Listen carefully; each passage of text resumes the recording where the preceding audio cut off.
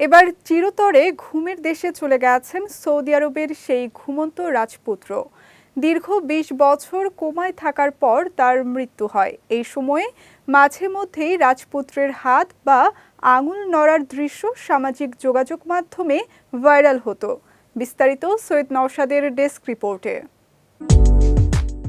কখনো হাত বা আঙুল নড়াচড়া, কখনো বা চোখের পাতার স্পন্দন, যা আশার সঞ্চার করেছিল আবারও হয়তো জেগে উঠবে সৌদি আরবের ঘুমন্ত রাজপুত্র খ্যাত প্রিন্স আল ওয়ালিদ বিন খালিদ আল সাউদ।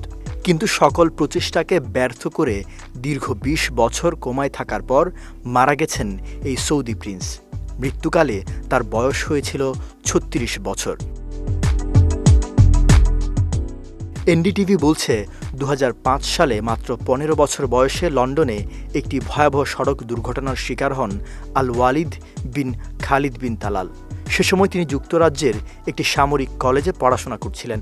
দুর্ঘটনায় মস্তিষ্কে গুরুতর আঘাত ও অভ্যন্তরীণ রক্তক্ষরণে তিনি কোমায় চলে যান। এরপর তাকে সৌদি আরবে কিং আবদুল আজিজ মেডিকেল সিটিতে স্থানান্তর করা হয় এবং সেখানে টানা প্রায় ২ দশক ধরে তাকে লাইফ সাপোর্টে রেখে চিকিৎসা দেওয়া হয়। তবে বিভিন্ন সময়ে তার দেহের অঙ্গপ্রত্যঙ্গ নড়াচড়া করায় তার পরিবার ও অনুসরণকারীদের মধ্যে আশার আলো জাগে।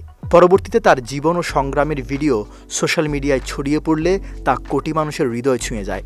মার্কিন ও স্প্যানিশ চিকিৎসকেরা তাকে চিকিৎসা দিলেও কখনো সম্পূর্ণভাবে সাড়া দেয়নি তার শরীর।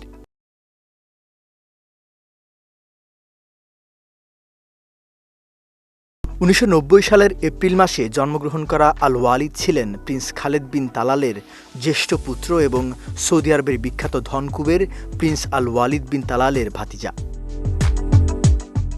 সৈয়দ নওশাদ, বিজয় টিভি, নিউজ ডেস্ক।